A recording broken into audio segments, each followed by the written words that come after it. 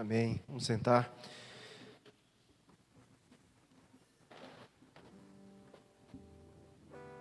Vamos continuar nossa leitura expositiva de Apocalipse, capítulo 5.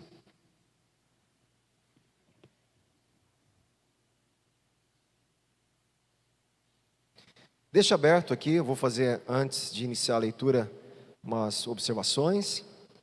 E a gente inicia a leitura do capítulo 5 hoje, tá ok?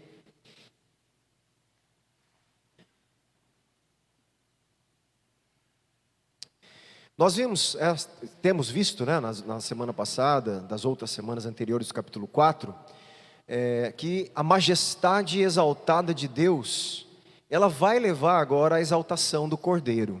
Existe uma coisa, uma lógica que está sendo desenvolvida nesse ambiente do trono de Deus. Então tudo aquilo que a gente viu daquele que está sentado no trono, toda a glória, toda a majestade, isso vai fluir agora para o Cordeiro, que também está no trono, ali no meio do trono a gente vai ver, tá certo? A unidade de Deus e do Cordeiro é obviamente uma ênfase importante. Isso todo mundo entendeu? Olha só, vou repetir. A unidade de Deus e do Cordeiro é extremamente importante em Apocalipse. Tá? Isso tem a ver com a essência da doutrina de Deus para o cristianismo, que a gente encontra elementos na palavra de Deus, que foi desenvolvida depois, que nós chamamos hoje de Trindade.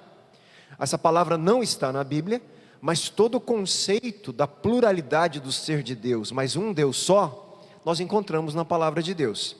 E é isso que a gente está vendo aqui em Apocalipse. Só Deus pode receber adoração. Certo? O judaísmo e o cristianismo é monoteísta. Só existe um Deus e só Deus pode ser adorado.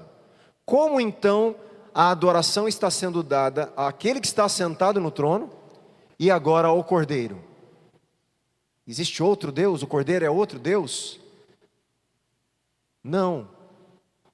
Aquele que está sentado no trono e o Cordeiro tem a mesma essência divina, do mesmo ser de Deus, e eles compõem o mesmo ser divino que é único.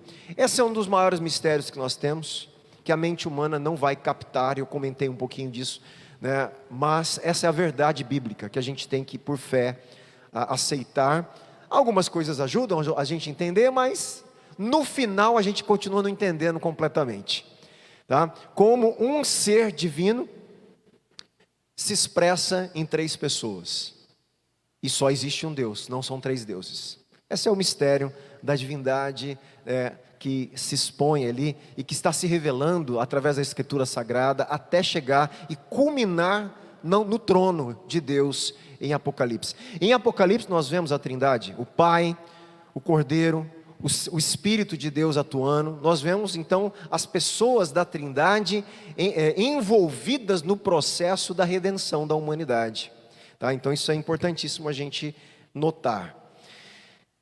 Como um teólogo ressalta, a adoração por toda a Bíblia é completamente monoteísta, certo? Como eu estou afirmando, planejada para distinguir Deus de tudo o resto. O que é adoração a Deus? É justamente, só um merece adoração. Um que não tem nada a ver com a criação e com a criatura. Ele é totalmente outro. A gente tem visto isso também. Vimos no capítulo 4, né? Até os anjos recusam ser adorados, né? Qualquer tentativa do ser humano de adorar um anjo, ele fala, pode parar. Sou servo junto com você, somos conservos. Ele não recebe essa adoração, né? O único que quer roubar a adoração é Satanás. Ele quer usurpar esse lugar e tenta isso através dos falsos deuses, das falsas divindades, e isso vai ser julgado. É isso que a gente vai ver em Apocalipse.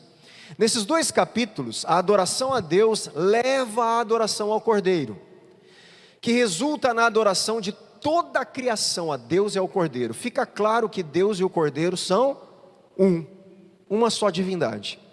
Na cena de abertura, o leitor tem a sensação de que eventos iminentes trarão à tona acontecimentos finais da história e levarão à consumação do plano de Deus. Nós vamos ler isso aqui, calma. O restante do capítulo 5, ele vai ser dedicado àquele que é digno de abrir o selo. Então aí nós vamos ver quem é digno de abrir o selo, o que exatamente os selos estão simbolizando ali. Então quem é digno? O restante do capítulo vai girar em torno disso. Alguns aspectos da cristologia é um termo da teologia, tudo aquilo que nós estudamos a respeito de Cristo, na palavra de Deus, na teologia chama-se cristologia, tá? Então alguns aspectos da cristologia mais exaltada no Novo Testamento vão ser encontrados no capítulo 5. Jesus é retratado como leão, que é o cordeiro vencedor, que é o cordeiro morto, que está no centro do trono e que é o próprio Deus. Olha só, Jesus é retratado como leão, uma figura importantíssima do Velho Testamento, a respeito de Deus, da força divina. Ele é retratado como leão, ele é retratado como o cordeiro vencedor, como o cordeiro morto e como o próprio Deus. Isso é o auge da cristologia que nós encontramos no capítulo 5 de Apocalipse. A partir do centro do trono, Deus e o cordeiro, eles vão comandar um conjunto de juízos que vão ser derramados sobre os habitantes da terra. Então o Pai, Deus e o cordeiro estão ali soberanamente no controle dos juízos que virão sobre os habitantes da terra. O cordeiro comprou um povo de Deus pelo sangue de seu sacrifício, e por meio disso ele se torna digno também para conduzir o juízo. Então o cordeiro pelo seu sangue compra um povo para Deus, e a partir do seu ato de redenção, agora ele também é digno, junto com o que está sentado no trono, de comandar os juízos do trono para a terra, junto com Deus. A cruz é a base tanto do amor, presta atenção, a cruz ela é a base tanto do amor divino, redenção, quanto da sua justiça, juízo. Porque o Cordeiro redimiu, morreu e ressuscitou, foi dado a ele autoridade sobre todas as coisas. E ele pode então, junto com Deus Pai, conduzir o juízo sobre a terra. Tá certo? Esse é um resumo do capítulo. Nós vamos ler um pedaço e vamos comentando como a gente tem feito. Vamos lá no versículo 1 até o versículo 5. E aí a gente retoma os comentários. Perceba, antes de eu iniciar a leitura ainda, essa palavrinha. Como que inicia o capítulo aí, o versículo na tua Bíblia? Versículo 1, 5:1. Primeira palavrinha, vi. Eu não sei se vocês vão lembrar, exatamente, essa é uma estrutura literária de João, que ele está usando um termo grego, kai eidon, no capítulo 5 ele vai usar isso 4 vezes, cada vez que ele usa, marca uma fase diferente no capítulo 5, olha que interessante, eu vou mostrar para vocês aonde ele está usando, versículo 1, kai eidon, vai acompanhando, tem que estar escrito na sua Bíblia, vi, então vi, e vi, olhei, alguma coisa nesse sentido, tá? Então, versículo 1, kai eidon, versículo 2, kai eidon, versículo 6, kai eidon, é tudo as mesmas duas palavras no grego, tá? E versículo 11, kai eidon, a mesma palavra. O que é isso? É um artifício literário de João. E o 13. Então, aqui é ouvir. Aqui é ouvir. Né? A estrutura, kai eidon, então vi. Você vai ver que toda vez que ele fala isso, ele está desenvolvendo um pouquinho mais a visão. E alguma coisa está passando para uma fase diferente, com algumas descrições diferentes. É uma estrutura do autor do livro. Então ele pega o grego e estrutura o grego, chamando a atenção. É como que se, em português, eu já falei para vocês, é como que se eu fizesse assim, ó, um grifozinho ali. nesse versículo. Olha, um grifozinho nesse, para você prestar atenção, ó, tem alguma coisa mudando ou acrescentando no processo da visão do capítulo 5. E ele faz isso de forma literária, ele faz isso usando termos gregos, marcando essas fases de mudanças. E a palavra grega é kai, que é e, ou também, eidon, vi ou olhei. Então, kai, eidon, tá? Então, voltando lá no versículo 1. Vi na mão direita daquele que estava sentado no trono, um livro em forma de rolo, escrito por dentro e por fora, e selado com 7 selos. Você viu que ele fala que ele viu isso. Aí ele cai em Edom, vi também, existe um progresso na visão. Agora ele vê um anjo forte.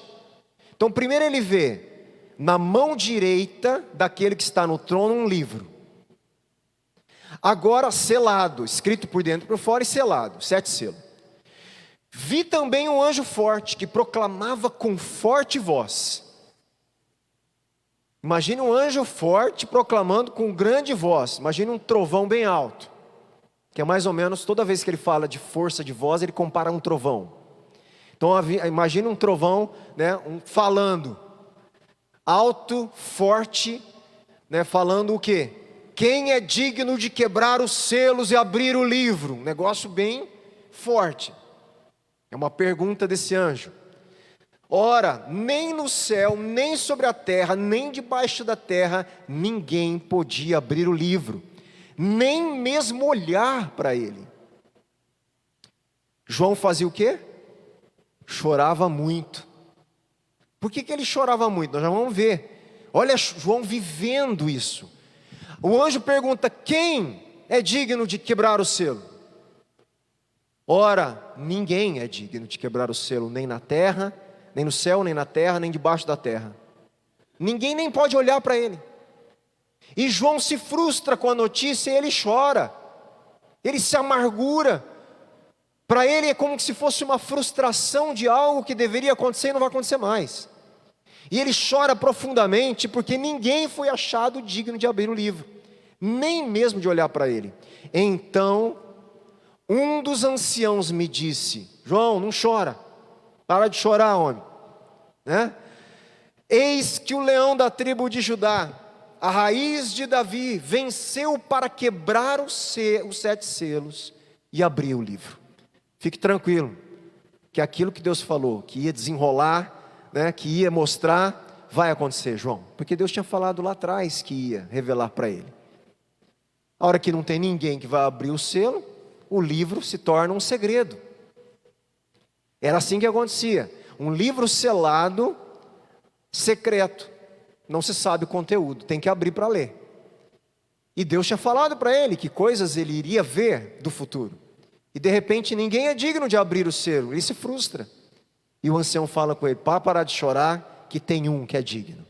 O leão da tribo de Judá, a raiz de Davi. Ele venceu para quebrar os 7 selos.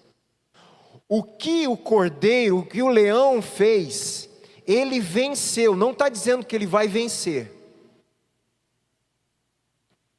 Ele venceu. E porque ele venceu, ele pode quebrar os 7 selos, ele vai abrir os selos. Aqui, até aqui, vamos voltar, vamos devagar, tem bastante anotação, muita coisa para a gente devagar comentar novamente aqui.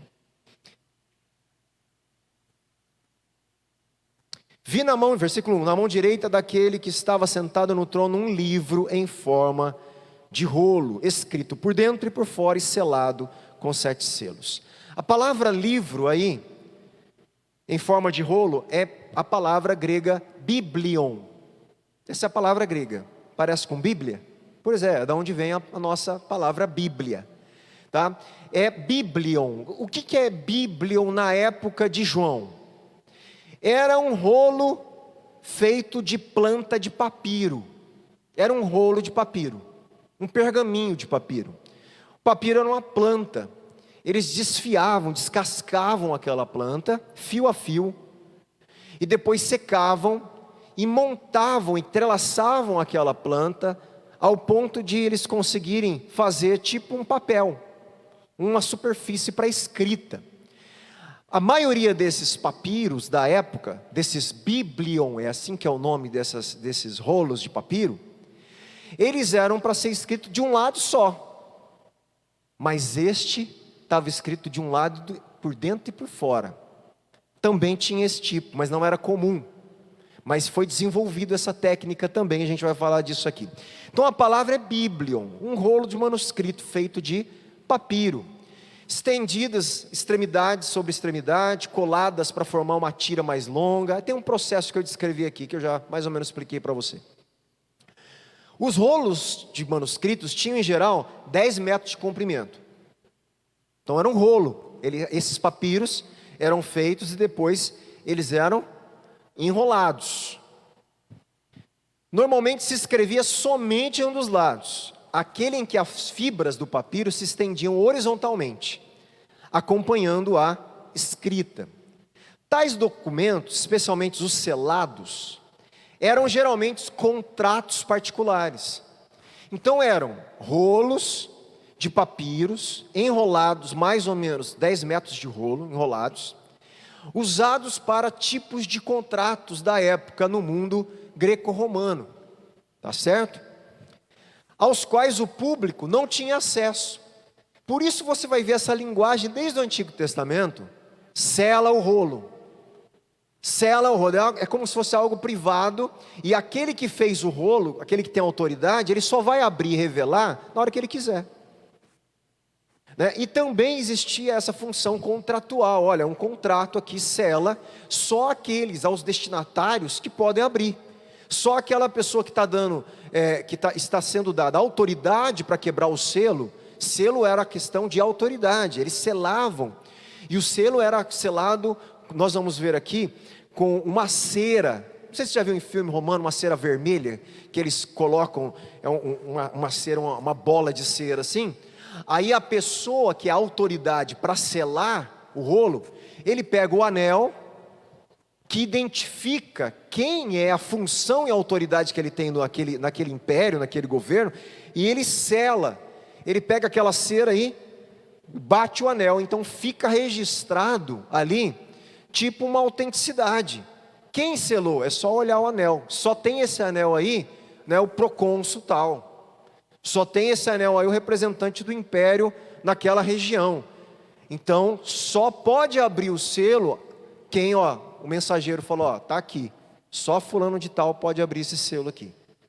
Então, eram tudo uma linguagem realmente de autoridade, de poder, né, de coisa assim, olha, não é qualquer um que pode lidar com esse documento. Então, não se atreva a mexer. Nem todo mundo é digno de abrir esses rolos que tinham recados imperiais, recados de guerra, né? Então o que está acontecendo ali é algo semelhante no céu. Ele está fazendo de novo uma analogia, né? Uma metáfora, para entender, para aquele povo na época entender que era um documento muito importante. Hoje nós poderíamos falar de documentos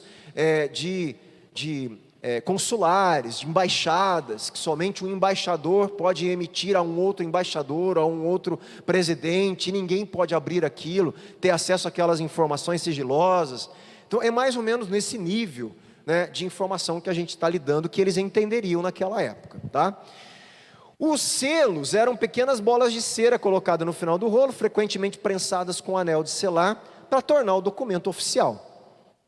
O propósito dos selos em Apocalipse 5, presta atenção, vou baixar a velocidade agora da leitura. O propósito do selo em Apocalipse 5 é manter o conteúdo em segredo até o tempo de seu cumprimento. Isso é um tema apocalíptico, acho que a gente vê em Daniel também, em Ezequiel fala de sela, não sela, pode abrir, pode, né, tem que selar até os últimos dias. É uma linguagem apocalíptica. Isso que eu estou revelando vai ser mantido em segredo até que aconteça isso, até que eu revele o que está no rolo e alguém vai abrir esse selo, esse pergaminho.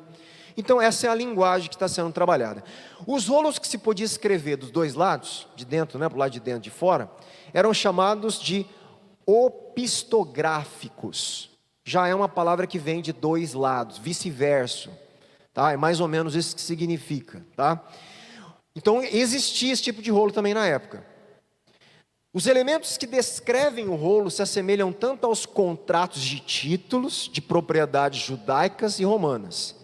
Entretanto, a função desse rolo de manuscrito no livro vai além dos contratos de título e indica uma tábua celestial contendo o propósito e o final da história da redenção. É isso que está dentro desse rolo aí, desse Biblion. O final da história da nossa era, porque inaugura uma outra, a eternidade, e a redenção final, tudo está contido nesse rolinho aí. Por isso, isso aí tem que ser aberto, né? E aí, quem é digno de abrir isso? Essa é a pergunta. Nesse sentido, ela resume, essa tábua, esse rolo, esse Biblion, resume o todo da verdade bíblica, começando nos prenúncios desse plano no Antigo Testamento e desvendando progressivamente por meio de Cristo. Foi a morte de Cristo que ancorou o plano divino, redentor, e o restante de Apocalipse descreve os eventos que levarão esse plano à concretização.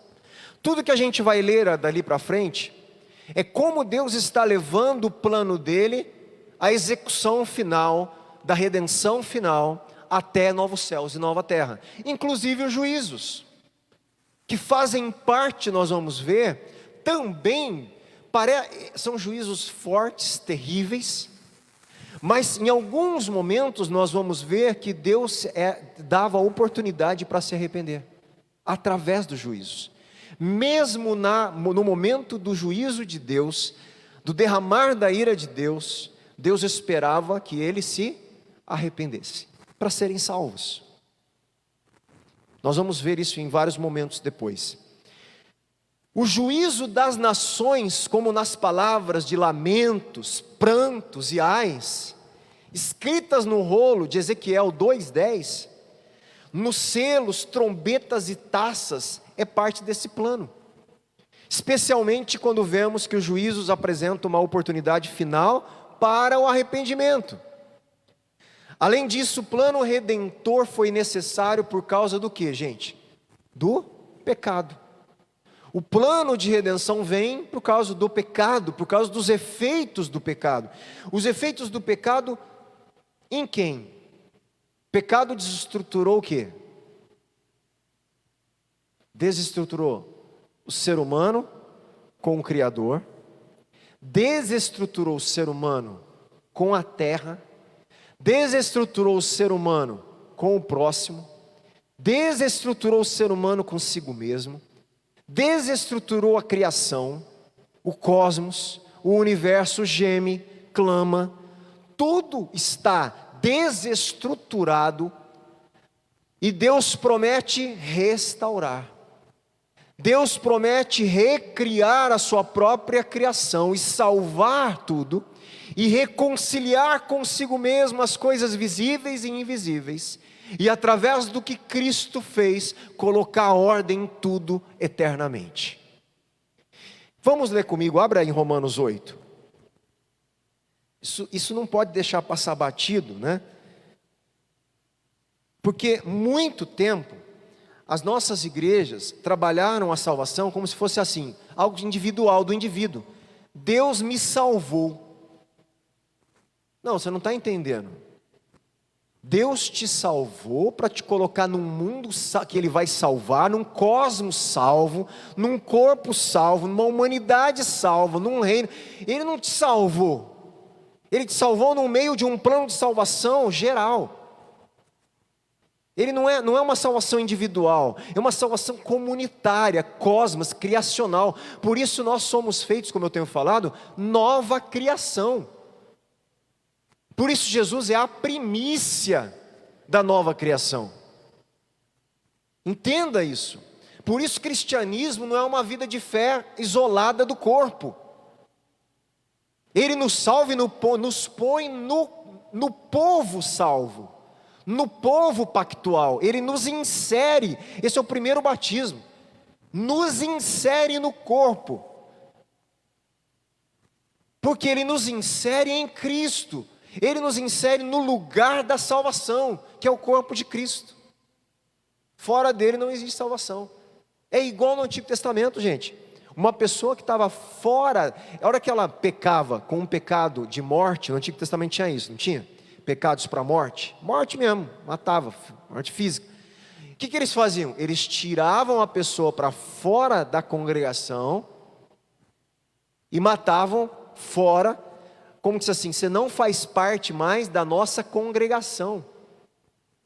Ele é excluído, o nome dele é riscado do livro.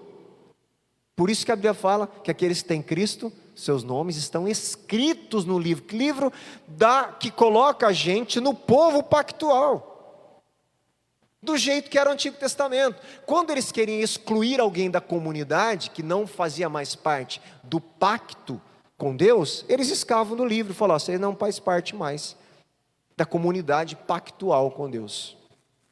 Está fora. Então nós, ao aceitar Cristo, imediatamente os nossos nomes são escritos no livro da vida e nós somos inseridos no povo salvo, no corpo de Cristo, na igreja, na nação de Deus. Olha só, é a dinâmica aqui. E aqui nós vemos então a criação também com problema. Romanos capítulo 8,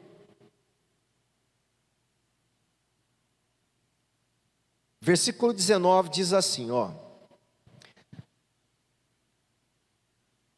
Qual é, deixa eu colocar aqui numa outra versão que eu tirei da minha aqui. Ó, a natureza criada, ou a criação, ela tem uma expectativa. Na minha tradução diz, a natureza criada aguarda com grande expectativa que os filhos de Deus sejam revelados. Meu irmão, a criação espera a revelação dos filhos totalmente restaurados. Provavelmente aqui é o momento onde os filhos estão ressuscitados e a criação vai ser restaurada e redimida. Mas isso não pode acontecer já? Óbvio, tudo a gente antecipa. Lembra que a gente tem que viver antecipadamente como já fosse, né? Pois ela, a criação, ela foi submetida à futilidade.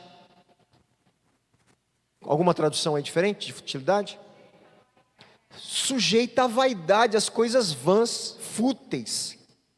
E isso não foi escolha dela, não pela sua própria escolha, mas por causa da vontade daquele que a sujeitou, na esperança de que a própria natureza criada será liberta da escravidão, da decadência. Gente, a criação está escrava da degeneração, da corrupção, ela está escrava das consequências do pecado, ela está escrava da decadência, ela clama por ser liberta, ela clama por viver aquilo que foi perdido no Éden.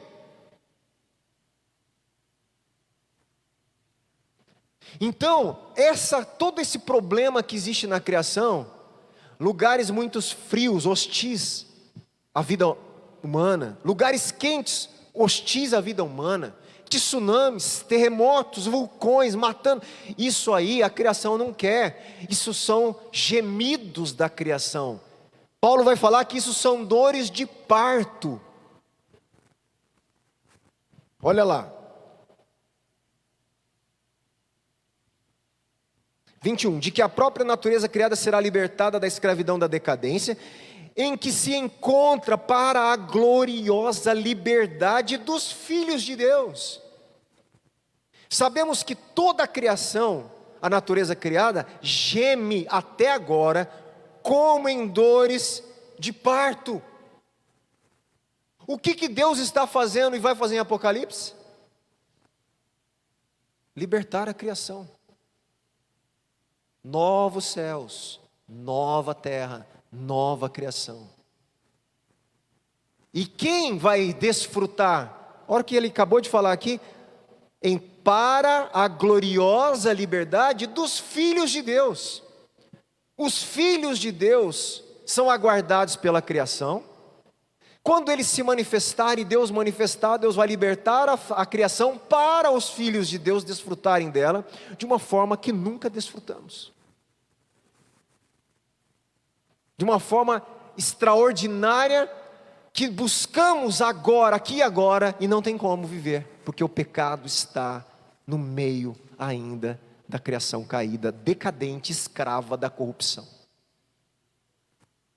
Por isso que no meio das coisas boas com a criação tem as ruins. Por isso que no ser humano tem dentro de você coisa boa e ruim. Diante de todos nós precisamos da salvação. E Jesus já iniciou isso em nós, amém? Só que ainda existe aquela briga com o pecado. Isso vai terminar na ressurreição dos nossos corpos, que será dado para a ressurreição da terra. Então Deus vai destruir o mal na terra. Quando a Bíblia fala lá em Pedro que o fogo vai destruir tudo, meu irmão, o fogo vai limpar, vai destruir. Ela vai ser refeita, vai acabar com a criação no sentido dessa era, dessa estrutura que ela está pecaminosa, porque ela quer ser redimida. E Deus vai criar novo céu e nova terra. Só que antes tem um fogo purificador, o fogo do juízo, o fogo que parte dela vai ser destruída, para que depois ela seja completamente restaurada, né? Então não esqueça esse processo, porque isso caminha junto com o que vai acontecer em Apocalipse. É importante observar aqui que os eventos do capítulo 6 depois acompanham a abertura do selo, se não constitui o conteúdo do selo. É interessante que nós vamos ver que os selos acontecem, a hora que abre um selo não acontece uma coisa, a hora que abre o outro não acontece outra. A abertura do selo não é o conteúdo do selo. Na hora que Jesus, o Cordeiro, abre o selo, coisas acontecem, mas ainda não é o conteúdo do rolo. É a abertura do selo. Isso nós vamos ter que notar também. Depois então começa a se desvelar o conteúdo do selo, do rolo, tá bom? Então vi na mão direita daquele que estava sentado no trono um livro em forma de rolo, escrito por dentro e por fora.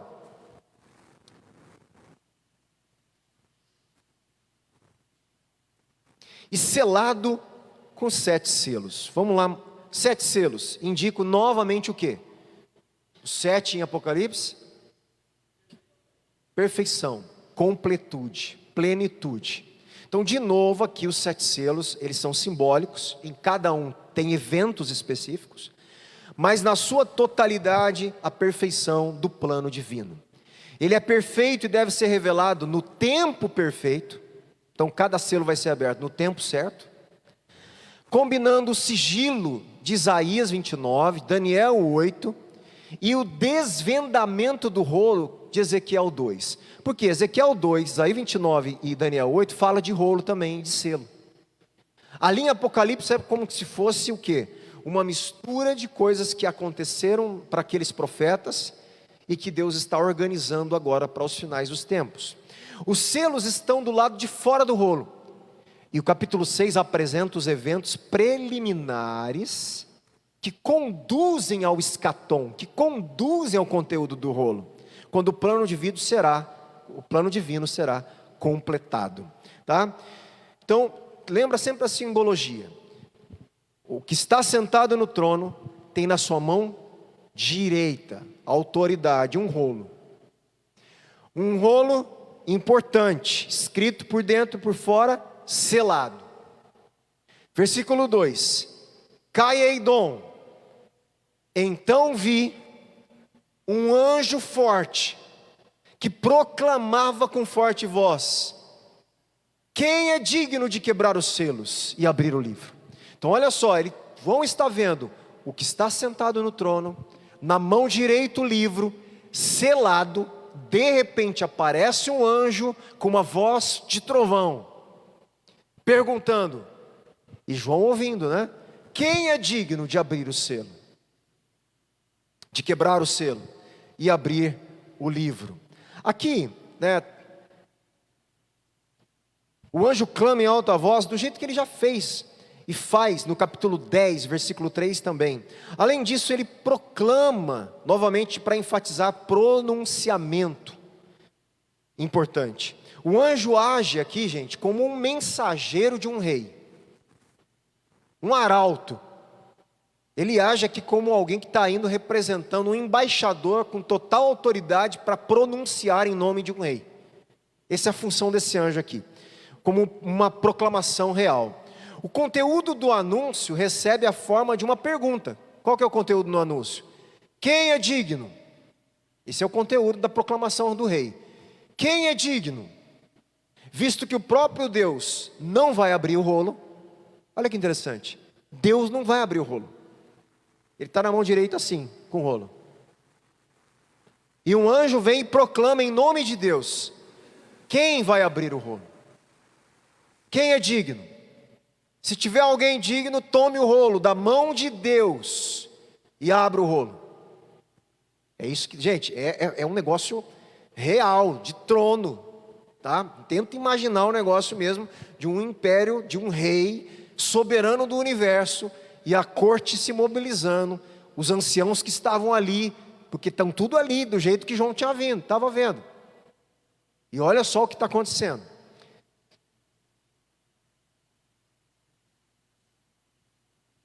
E aí começa uma busca, como se olha para a criação assim, quem é digno? E passa o olho no mar, na terra, debaixo da terra, olha tudo, né?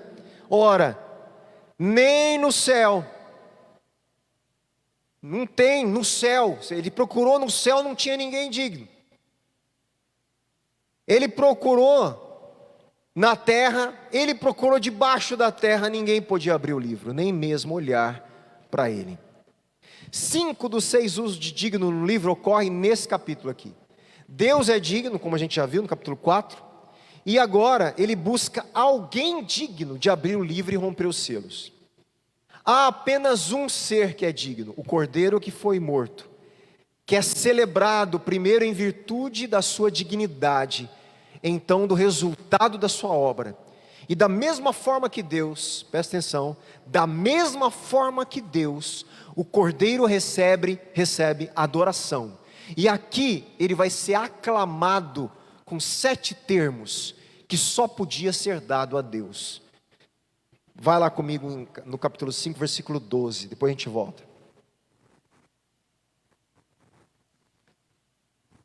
Proclamando com voz forte, houve aqui então uma adoração ao cordeiro.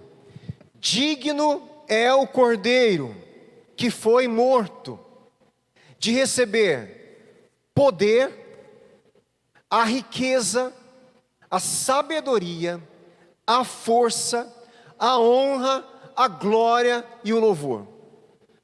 Qualidades e termos que só poderiam ser dados ao que está sentado no trono, são agora aclamados ao Cordeiro.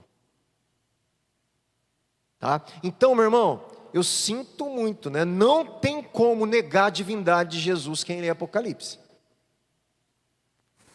Qualquer outro ser não podia ser aclamado desse jeito. Não existe, Deus não permitiria ninguém ser aclamado disso de forma legítima. Quando há aclamação é idolatria. É abominável a Deus. E aqui, o que está sentado no trono está gostando do que está acontecendo.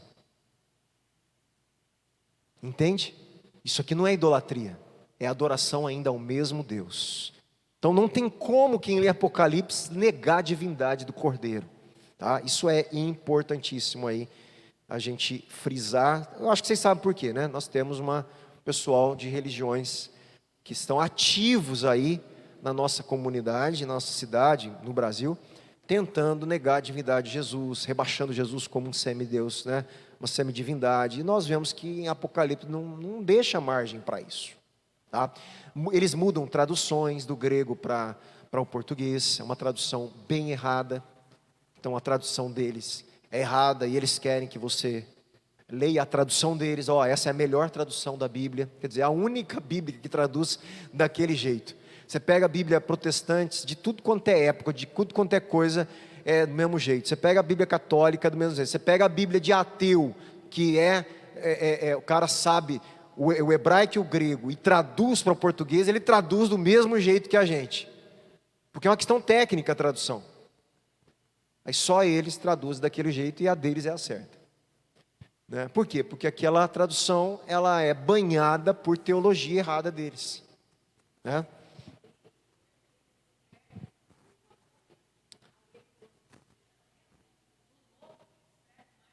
O Apocalipse, mas é fatiado, né?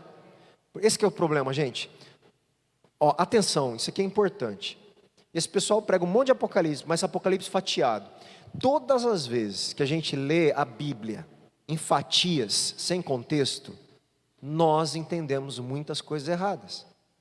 Apocalipse é uma carta, com começo, meio e fim. Não pegue coisa do avesso, sem entender as coisas e as conexões. Não vá lá para os juízos, sem entender o trono, a soberania de Deus, a supremacia do Cordeiro, o controle dele sobre os selos e sobre os juízos. Não vai, dá ruim. Isso acontece em Apocalipse, isso acontece nas cartas de Paulo. Tem gente que vai lá para o capítulo mais complicado da carta de Paulo. Se eu não me engano é o capítulo 8, que todo arminiano e calvinista vai discutir o capítulo. Aí eles pulam o capítulo 1, o 2, o 3, o 4, o 5, o 6, o 7, que Paulo está carregando uma argumentação, até chegar no 8, ele já falou um monte de coisa. O 8 não está fora do contexto da carta. Ele não está tratando aquilo que os caras estão querendo discutir, naqueles termos, sem o contexto. Se você pega o contexto, você fala, poxa, entendi, dentro do contexto eu entendi. Não é difícil entender. Mas aí você retira um pedaço, fica difícil. Porque aí abre margem para a gente ler aquele pedacinho da carta, como que se não tivesse dentro de uma carta. Então as cartas são cartas, ela tem começo, meio e fim. Eu posso pregar um versículo? Lógico que eu posso, desde que eu entenda como pastor, que eu entenda que o versículo está sendo interpretado dentro daquela estrutura completa da carta, para eu não estar contra a própria carta. E muito se faz, infelizmente, né? Então, exatamente, usam-se recortes de Apocalipse para aquilo que eles querem, mas e essa leitura, revelando o tempo inteiro a grandiosidade do Cordeiro, semelhante ao que está sentado no trono, não é abaixo não, com as mesmas características. Aquele que está sentado no trono é que era e que há de vir. O Cordeiro é que era e que há de vir.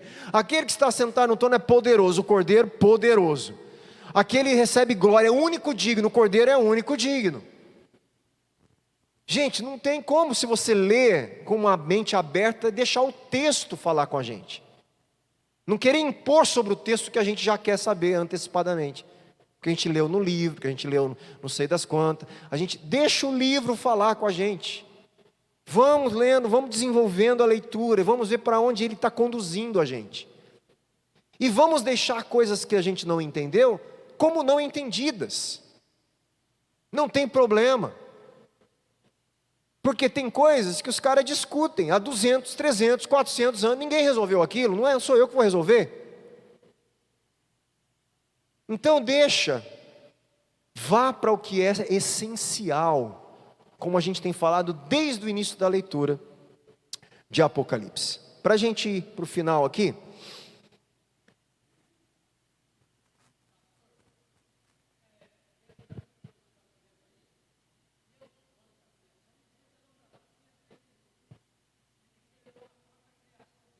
sim.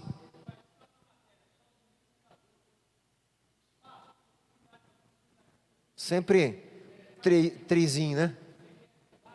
É verdade, exatamente.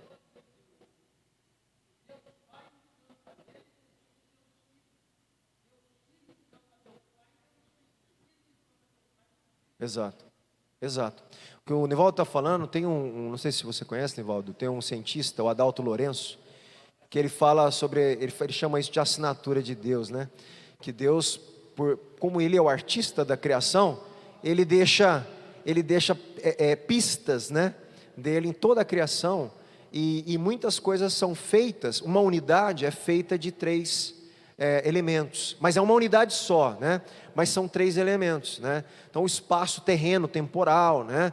E outras coisas que o Nivaldo citou, a própria estrutura da água, a molécula ali com três elementos, apesar de um estar repetindo, mas são três, né, elementos.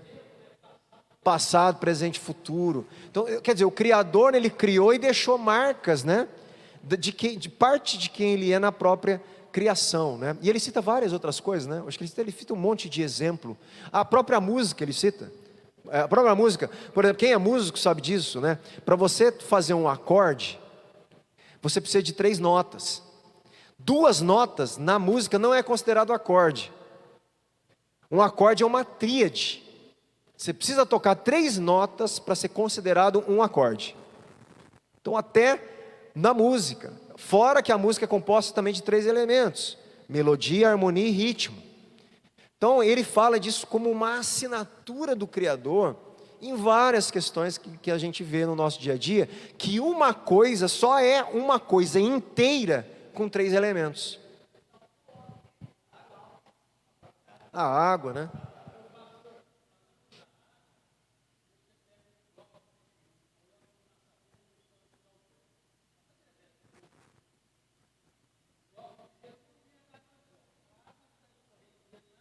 H2O.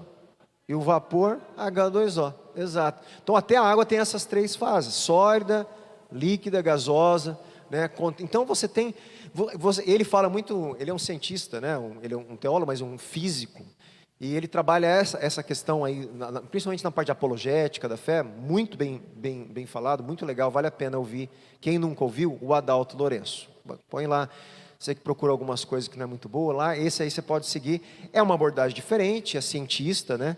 E ele tenta falar isso até trazendo a questão do ateu, pessoas que são ateus, e ele mostrar a racionalidade da fé cristã na criação. Vale a pena, são vários argumentos interessantes, e que tudo tem a ver com Apocalipse, porque Apocalipse, Deus é digno porque Ele é o Criador de todas as coisas, né? E aí a gente vê isso. Então, a semana que vem a gente continua. Nós terminamos aqui com o anjo falando forte: quem é digno? Ele olha, não vê ninguém, e de repente João começa a chorar, mas vai aparecer aquele, o único, né, que é digno de abrir, de quebrar o selo e de abrir o livro, de desvendar o plano da completude, né, da redenção da terra, do céu, do ser humano, do juízo final, do trono branco, de tudo que vai acontecer no final de todas as coisas aí. Amém? Então, bora lá. Me perdoe, eu coloquei atrasado, né, a semana passada lá no grupo, mas o resumo da semana passada eu coloquei, e algumas coisas, se eu achar que interessante que vocês relembrem, eu vou ver aqui se é importante, eu ponho lá também, tá? Senão eu deixo para ir colocando alguns resumos que eu vou colocando aqui, tá bom? Vamos agradecer a Deus?